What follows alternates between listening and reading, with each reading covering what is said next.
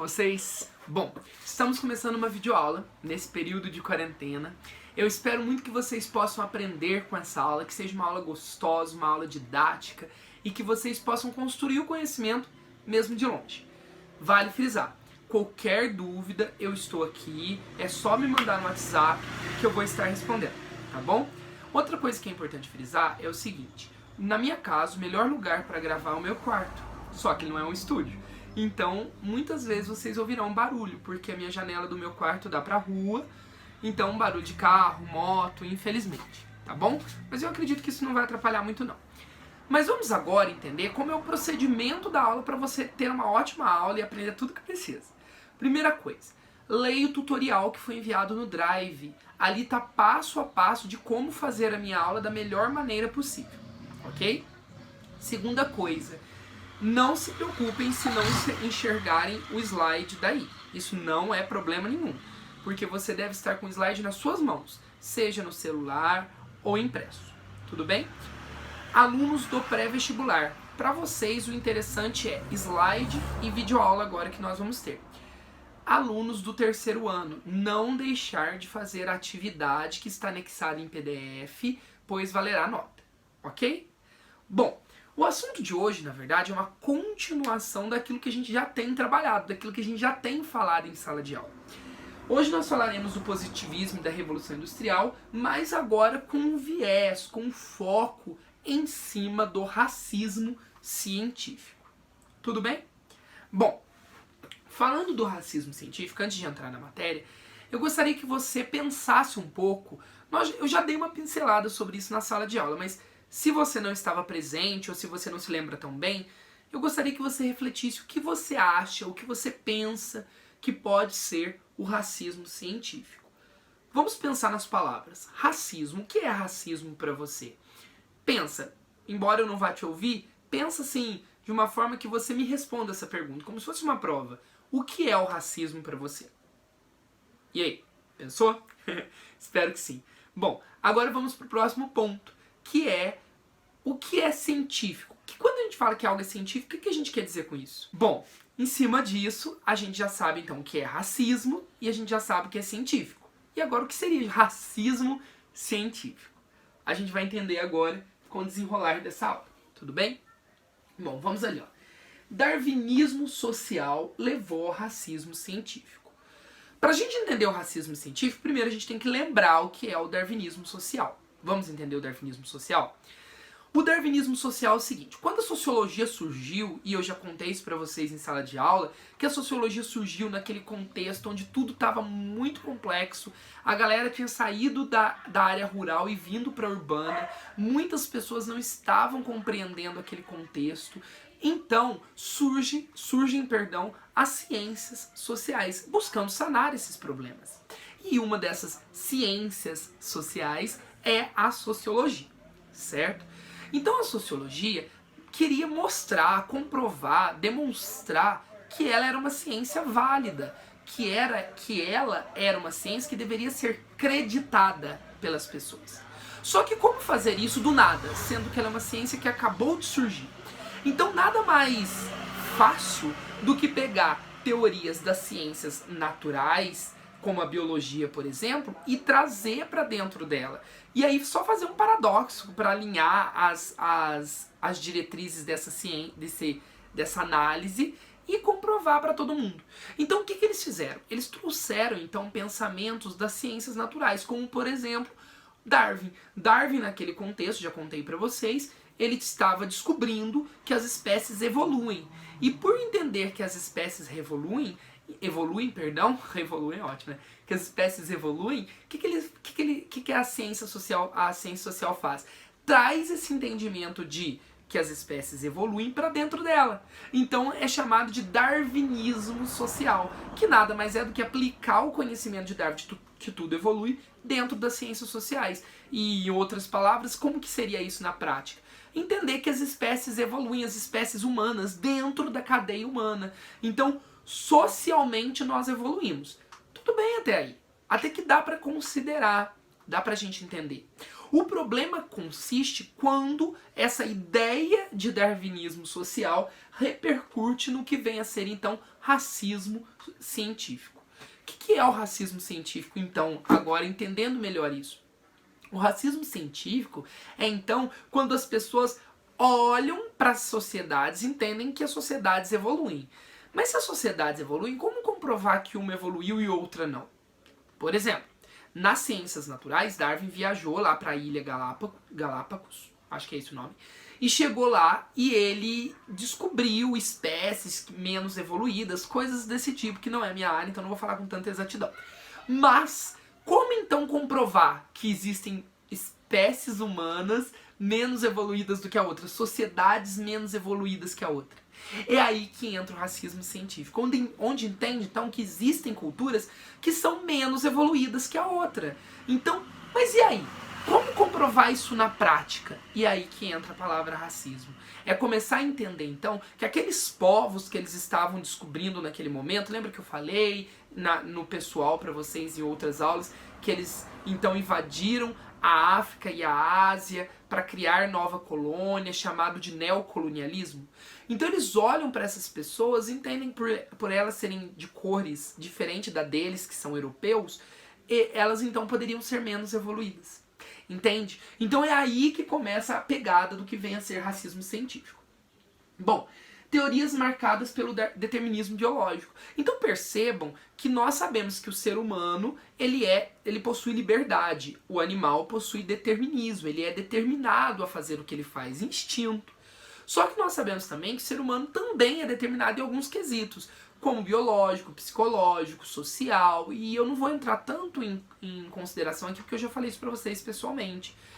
Mas esse determinismo biológico é no sentido seguinte: eu não consigo segurar uma vontade ao banheiro, eu não consigo deixar de comer, por quê? Porque é meu instinto viver, precisar disso para viver, certo? Só que o determinismo biológico aflorou tanto dentro do racismo social que começou-se a entender o seguinte, que o ser humano, ele era, quanto mais ele evoluísse para ficar mais claro, o que a gente chama de branqueamento social, ele estaria seria uma forma do determinismo biológico determinar quem é que vai evoluir, quem é que vai crescer, quem é que vai continuar existindo daqui muito tempo. Consegue entender isso? Espero que sim. Vamos continuar. Frenologia, gente, as coisas só pioram. Dentro do racismo científico, então, surge uma área da ciência, uma especificidade que começa a estudar os crânios humanos. E começa a perceber que o crânio humano é diferente de acordo com as raças. Um crânio de uma pessoa negra ele é diferente em espessura, em tamanho, comprimento, de uma pessoa branca. Até aí tudo bem, acho que é uma coisa até aceitável, certo? Só que o problema é o seguinte, ó, características sociais próprias da raça deduzindo o comportamento individual. Gente, eles começaram através dessa ciência a entender que as características físicas levavam às características sociais. Olha a loucura! Então, o pior de tudo é, aqui ó, a criminologia se baseava nesses pressupostos.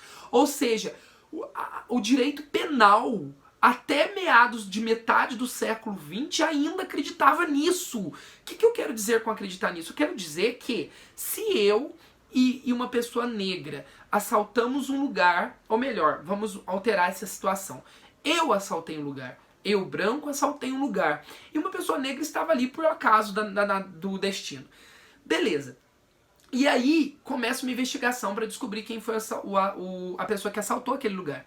E na câmera aparece eu e essa pessoa negra. Nós não sabemos qual dos dois que foi o culpado. Pessoal, até ainda metade do século XX, e não é tão longe de nós, venhamos e convenhamos, essa análise iria continuar. E se no final das contas não conseguisse chegar a uma conclusão de que foi eu, uma conclusão fatídica e pontual, sabe o que ia acontecer? Através da frenologia, eles iriam entender então que a pessoa negra ela era mais disposta, ou predominantemente nela, que ela praticasse atitudes sociais ruins, problemáticas. Então, ela seria considerada criminosa. Sendo que eu acabei de falar quem foi o criminoso no final das contas? Era eu. Então percebam como esse pensamento e essa tendência do racismo científico não só perdurou durante o momento das novas colônias, mas perdurou durante muitos anos na sociedade.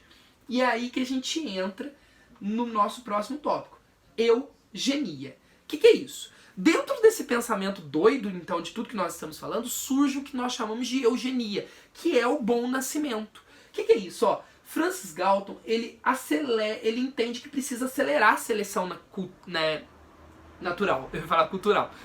O que é esse acelerar? Então, já que a gente entende que o negro, o asiático, o africano, ele não é evoluído tanto quanto o europeu, então a gente entende que o branco, ser branco, faz com que a pessoa seja evoluída. Então, entendendo isso, a gente precisa de um branqueamento da nação, da sociedade. E é com isso que entende que pode fazer o que for com as pessoas que não chegaram a esse ponto. E aí busca-se dentro da sociedade nesse momento, tudo bom, busca na sociedade nesse momento fazer um branqueamento da nação, ou seja, uma busca por isso. Pensa que coisa louca, que pensamento fechado, mas é exatamente isso que acontece. E aí, o pior esse pensamento de eugenia, de branqueamento do povo, não foi uma coisa só ali específico na Europa. Isso foi para os Estados Unidos, isso veio para o Brasil. E sabe quando que isso cai em desuso? Esse pensamento de branqueamento cai em desuso? Somente com o nazismo. Ou seja, somente com o momento em que as pessoas entendem que esse racismo científico foi uma das teorias científicas que levaram Hitler a formular todo o seu ideal político. Então percebam que o racismo científico acabou com a nossa nação.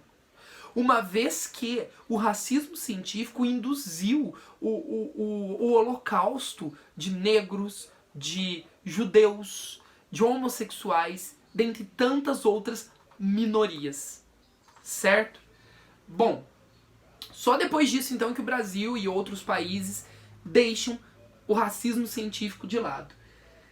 E aí a gente precisa falar agora do positivismo.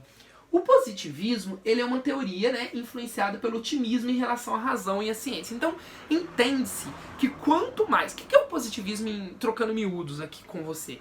Entende-se que quanto mais o ser humano buscar a razão, o conhecimento, mais ele vai produzir cientificamente. E produzindo cientificamente vai levar a humanidade a um novo estágio. Tudo bem? Isso é o positivismo. Ele foi difundido durante o século XIX, durante o período de industrialização e imperialismo europeu. Então, o imperialismo europeu, quando a Europa estava ampliando os seus territórios. Industrialismo, revolução industrial, galera vindo da área rural para a área urbana, certo? Então é nesse momento que o positivismo começa a tomar forma. Então vamos lá. E Saint-Simon, a gente precisa entender que ele é o grande precursor dos ideais da sociologia.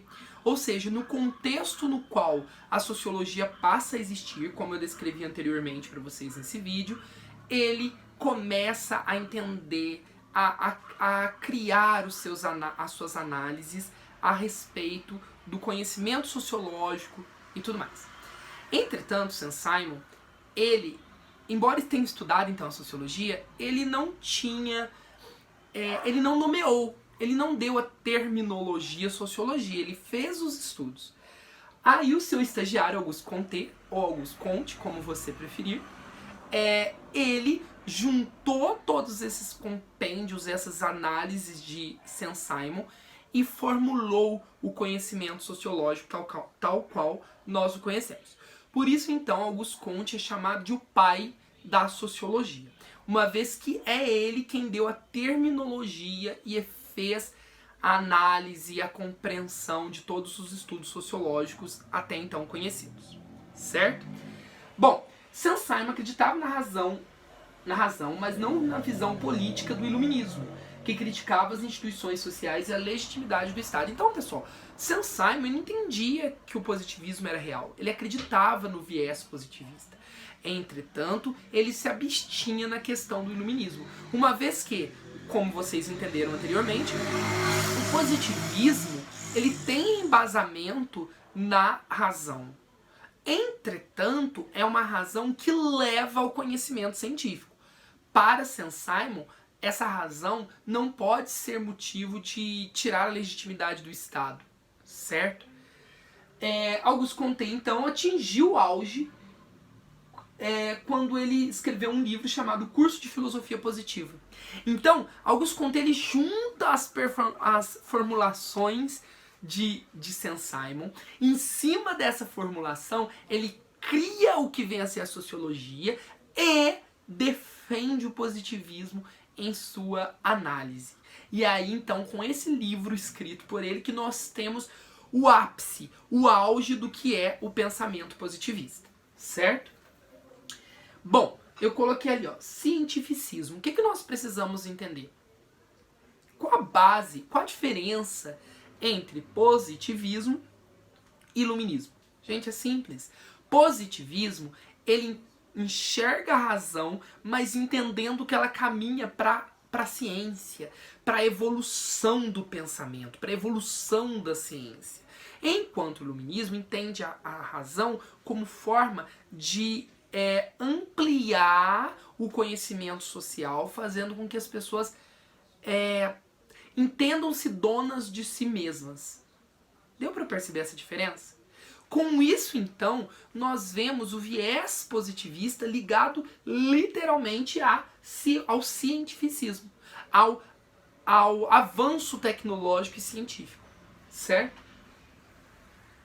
Bom, e com isso, então, nós temos que a lei dos 3 estados. Olha que legal. Auguste Comte tentando formular como se dá o conhecimento, ele cria então o que ele chama de leis dos 3 estados. E ele a divide em estado teológico, estado metafísico e estado positivo.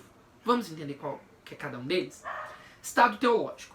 Ele acredita que o primeiro momento, o ser humano, é igual essa imagem aqui, ó, que vocês vão ver aí no slide de vocês. O ser humano, ele tenta entender as coisas. Só que por ele não ter todo o conhecimento necessário, o que ele faz? Ele busca o entendimento na crença misteriosa, na crença religiosa, para tentar conseguir, de alguma forma, responder às suas perguntas, os seus questionamentos internos. Então, esse é o estado teológico, certo?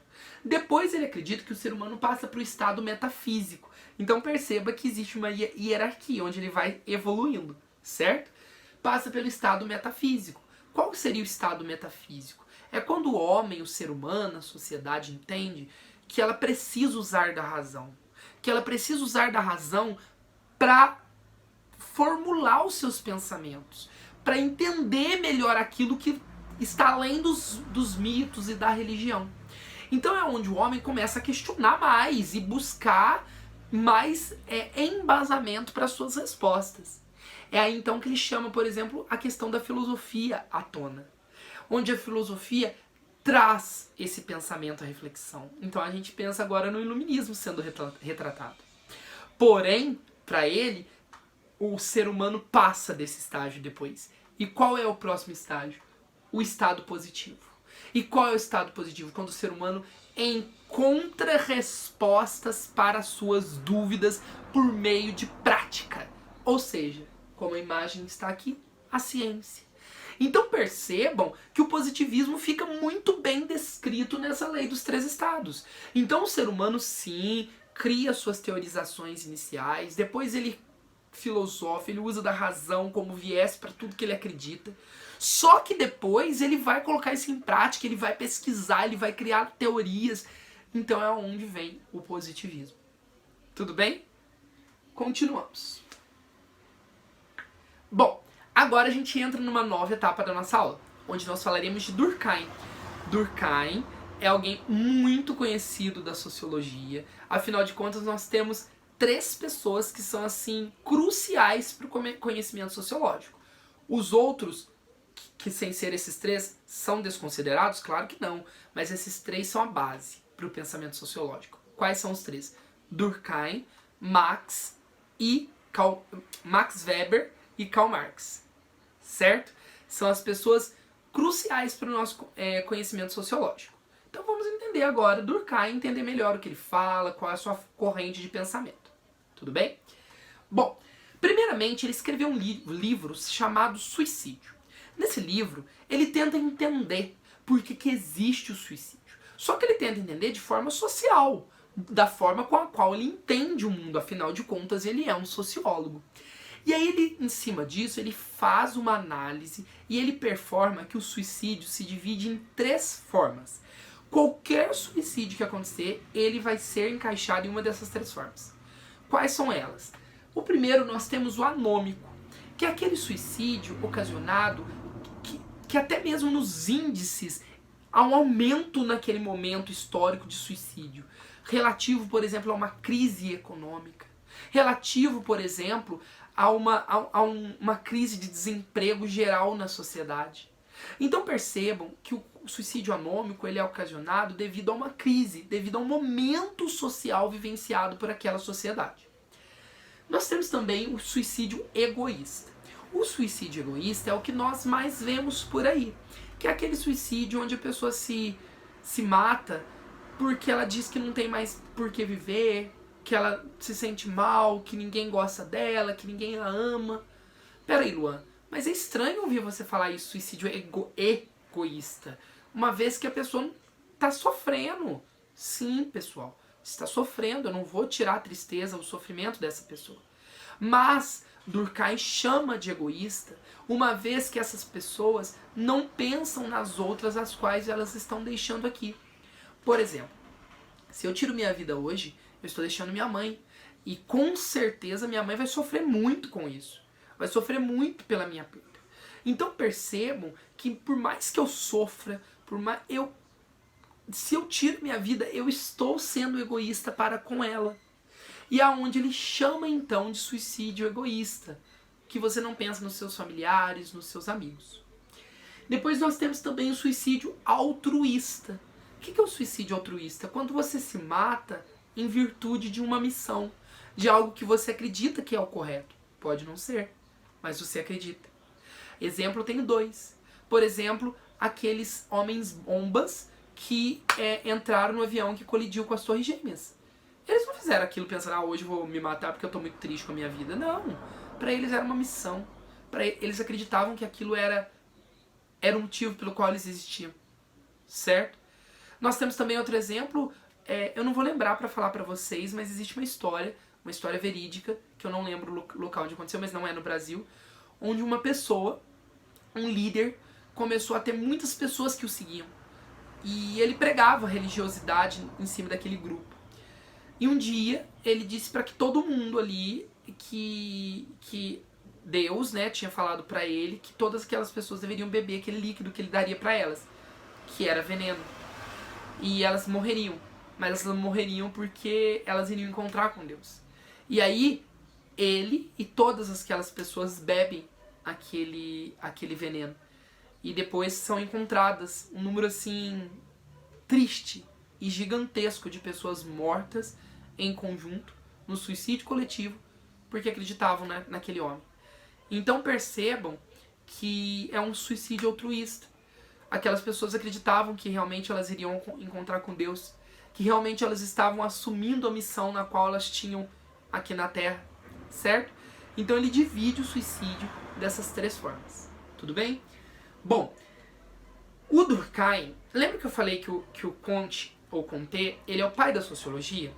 Então, o Durkheim, ele é o pai da sociologia moderna. Então, porque depois desse período todo que nós descrevemos anteriormente nesse vídeo, Durkheim vem com novos ideais, novos paradigmas científicos. Então, começa-se uma nova sociologia. E Durkheim é o precursor dessa nova sociologia. Certo? Qual é o cenário? Qual o cenário que Durkheim está incluso? Qual é o cenário que ele está vivendo? Gente, é o cenário que a gente vem estudando desde o início da nossa aula, quando nós tínhamos as nossas aulas presenciais e agora aqui na videoaula. O cenário é qual? Da industrialização europeia, da busca por colônias, um cenário transformador politicamente. Politicamente transformador, uma vez que o capitalismo estava no seu auge. Socialmente transformador, uma vez que as pessoas saíram do contexto rural para melhorar de vida e tudo mais. Mas avassalador por outro lado. É onde então Durkheim busca tentar entender esse contexto de forma melhorada, certo? Tentando ampliar seu conhecimento dentro de um contexto tão emaranhado, tão cheio de entrelinhas, certo? Bom, pessoal, agora a gente precisa falar um pouquinho sobre o que está ali, ó, organismo em busca da harmonia. Ele acredita, então, que a sociedade é um organismo vivo. O que nós queremos dizer com organismo vivo? Pensa da seguinte forma para ficar claro. Pensa no corpo humano. O corpo humano, ele possui células. Tudo bem até aqui? Legal. E eu pergunto pra você, eu preciso falar pra minha célula assim, reproduza? Morra você do lado de cá. Preciso? Não, não é verdade? Então, elas existem e elas agem independente do meu comando. É exatamente como ele imagina a sociedade, como um grande organismo vivo que age conforme ela vai se ordenando, e é por meio dessa ordenação que ela cria, que ela faz, que as nossas atitudes individuais vão sendo moldadas. Então, para ele, quem comanda a sociedade, quem comanda as nossas atitudes individuais é a sociedade. Então é o todo que comanda o menor. Tudo bem? Bom, com isso, então, ele fala sobre fatos sociais. O que a gente precisa entender de fato social? É super simples e super gostoso de entender. Bom, cada sociólogo cria uma determinação para aquilo que ele vai chamar de objeto de estudo. Então, lá no começo da aula de sociologia, eu não lembro se foi com vocês ou outro ano que eu falei, eu perguntei assim, o que é um objeto de estudo da sociologia? E muitos responderam, a sociedade.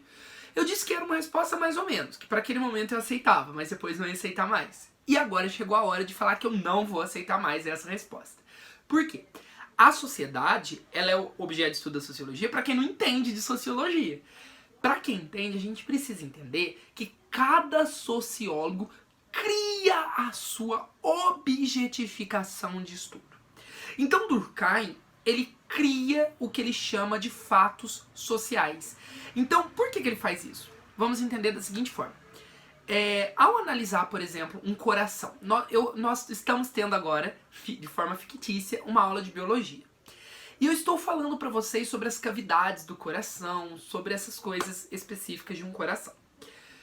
Para que vocês entendam isso, não vai ser muito mais simples e muito mais fácil o entendimento se eu pegar, por exemplo, uma imagem de um coração e mostrar para você exatamente o que eu quero dizer? Ou então se eu pegar um coração de verdade de um animal, ou um coração dissecado e mostrar para você o que eu quero dizer? Vai. Então, as outras ciências, os seus objetos de estudo são palpáveis. A sociologia não. Você consegue pegar a sociedade? Peraí, vou ali abraçar a sociedade. Não tem como. Então eles objetificam para tentar trazer o máximo que eles podem de persuasão naquele conteúdo. Ou seja, para que você consiga entender, analisá-lo. E Durkheim, então, usa o que ele chama de fato social como objeto de estudo. O que é um fato social, pessoal? É qualquer acontecimento que acontece na sociedade durante o dia a dia. Um aniversário é um fato social. Você estar estudando aí agora, nesse momento, me assistindo, é um fato social. Certo?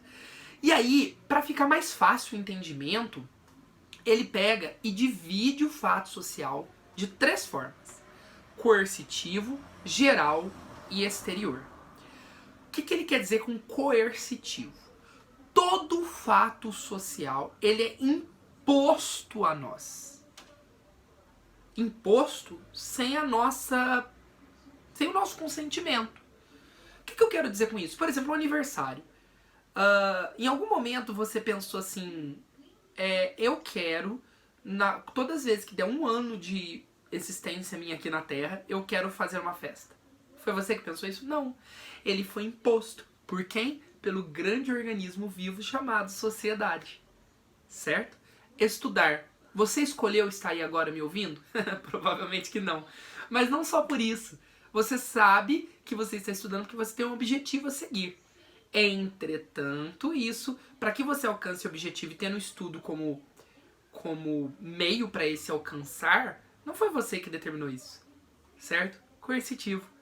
Todo fato social também, ele é geral. O que quer dizer geral? Ele se repete. Não é só você que faz. Por exemplo, aniversário. É só você que tem uma festa de aniversário? Ou no mínimo as pessoas te dão parabéns uma vez por ano? Não, todo mundo. É só você agora que está aí sentado me assistindo? Espero que não. Provavelmente que não. Não me assistir efetivamente falando, mas estudando. Você não é o único. Certo? Geral. E exterior. Exterior quer dizer o quê? Que vem além de você. Ou seja, que é passado, que seus pais lhe passaram isso, que você vai passar para os seus filhos, é exterior a você. É fora de você. Certo? Então, o fato de a cada um ano você comemorar o aniversário, provavelmente você vai fazer isso com seu filho. Se você não tiver grana para fazer uma festa, você vai dar, ó, parabéns, meu querido. Certo? Por quê? Porque você está cumprindo essa exterioridade do fato social. Quando seu filho tiver a idade certa para estudar, provável que você vai querer que ele também esteja como você nesse momento estudando. Certo? Então, todo fato social, ele é coercitivo, geral e exterior. Com isso, então, a gente consegue personificar o objeto de estudo da sociologia, segundo Durkheim. Belezinha? Vamos ver o que mais temos aí. Neutralidade. Durkheim fala que o sociólogo ele precisa ser neutro ao estudar um fato social, por exemplo. O que ele quer dizer com essa neutralidade? É muito simples, pessoal. Pensa da seguinte forma. A morte. A morte é algo que ninguém fica feliz com ela. Você concorda comigo? Ninguém fica feliz com a morte. E normalmente a gente chora. Não choramos. Nós, assim, da nossa sociedade, do contexto que a gente está inserido, a gente chora, não é verdade? Agora eu pergunto, o sociólogo, ele é um ser humano? Embora seja um ser humano, ele precisa ser neutro em relação a isso. Ao analisar, por exemplo, esse quesito morte e tentar entender por que o ser humano chora, ele não pode olhar, não, o ser humano chora porque é natural, eu choro. Não, se ele fizer isso, ele não está sendo neutro. Ele precisa o que então? Ele precisa desnaturalizar o senso comum. O que é isso? Ele precisa... Não, peraí. O ser humano chora? Será que isso é comum em toda a sociedade ou é uma coisa da minha sociedade? Não sei. Eu choro, mas eu vou ser neutro quanto a isso. Então ele vai tirar o seu time de campo e vai analisar o contexto específico. E aí ele vai ver se é um comportamento social ou é um comportamento... comportamento natural ou é um comportamento social. E é claro, chorar é um comportamento social. Chorar pela morte. A exemplo eu já dei pra vocês na sala de aula, o povo da Namíbia, que festeja quando alguém falece. Porque pra eles existe uma transcendência da alma, do corpo da pessoa. Então percebam que o sociólogo ele realmente precisa ser neutro. Ele realmente precisa se abster pra entender. Certo? Para Durkheim, cuidado, marca aí no seu caderninho, Durkheim bem grande, por quê? Porque depois nós veremos outros que falam outras coisas, tá?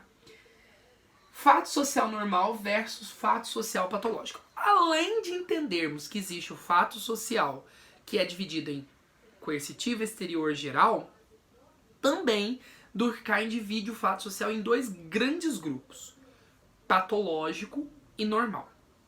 O que é um fato social normal? Um assassinato. Um assassinato é um fato social normal.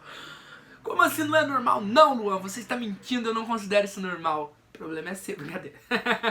Pessoal, é normal? É claro que não é bom. É claro que nós não queremos que isso se repita. É claro que a gente trata isso com pesar no coração e na consciência. Mas é normal no sentido seguinte. Porque existe um padrão de repetição na sociedade. Não é algo que acontece especificamente aqui na nossa cidade, por exemplo. Infelizmente. é uma coisa que acontece em todas as culturas, inclusive em grupos menores de pessoas. A exemplo, nós temos quando surgiu a humanidade lá com Caim e Abel, que já tem um assassinato lá. Então percebam que o assassinato ele é normal porque ele é padrão, ele repete na sociedade. Então o que é um fato social normal? É todo aquele fato que se repete. Não, ele podendo ser bom ou ruim, tá bom? Não significa que é porque é bom, porque é ruim, que ele não é normal. Sim, ele é normal, ele pode não ser bom, certo? E o patológico é o quê? Aquele que não repete. Aquele que do nada ele surge, todo mundo fica assim, como assim? O que é isso? O que tá acontecendo? Como exemplo, eu citei no slide a AIDS. Quando a AIDS surgiu, ela foi um fato social patológico. E agora, como vamos lidar com isso? Como vamos tratar isso? Um fato social patológico, coronavírus. Olha que legal! Trazendo pro dia de hoje a nossa aula, certo? Nós não sabemos como lidar com isso. Saiam de casa, não saem de casa. Não abracem. Toma remédio, não sei das quantas lá. Não toma remédio porque não tem remédio. Você tá entendendo? Ninguém ainda tá sabendo agir. Claro que nós temos cientistas, pessoas do Ministério da Saúde, pessoas competentes que estão cuidando do momento para nós. Entretanto, ainda é tudo muito incerto. Daqui uma semana, nós vamos estar em sala de aula juntos de novo? Não sabemos. Então percebam como é um fato social patológico, certo? Consciência coletiva. O que é a consciência coletiva? Para Durkheim, é todos daquela sociedade pensar de uma forma para criar aquelas ações, aquelas condutas. Trocando miúdos, falando um pouco mais específico. Lembra do organismo vivo? É isso. Consciência coletiva é o fato de que a sociedade é que rege as atitudes individuais do indivíduo, certo? Com isso, então, a gente tem o que a gente chama de solidariedade mecânica e solidariedade orgânica, certo? O que vem a ser a solidariedade mecânica? A solidariedade mecânica, pessoal, ela é típica das sociedades antes da Revolução Industrial. Ou seja, vamos pensar numa tribo onde o pajé, ele é o líder espiritual, ele é ele é o médico que vai trazer cura para as pessoas e ele também é o líder social. Então perceba que uma pessoa assume várias funções. E então isso é uma solidariedade mecânica. Agora na sociedade orgânica, depois da Revolução Industrial, tudo mudou. Tudo mudou. Por quê? Porque agora cada pessoa assume uma função específica. Só que existe uma codependência. Essa consciência coletiva, ela é implantada. De que forma? O médico, ele assume a sua função diante da sociedade, mas ele precisa comer. Então ele precisa do verdureiro. O verdureiro assume a sua função diante da sociedade, mas ele precisa de médico. Então ele entende? Como cada um tem uma função, mas no final das contas a gente está interligado organicamente. Por isso, sistema vivo, orgânico, certo? Na mecânica funcionava de uma forma mais subdividida, mais organizada, mais personificada, certo? Bom, é isso. Eu vou ficando por aqui. Eu espero que você tenha entendido essa aula, que ela tenha sido de fácil entendimento. A gente se vê na próxima aula e eu fico muito grato por você ter ficado aqui comigo até agora, tá bom? Um grande abraço, tamo junto!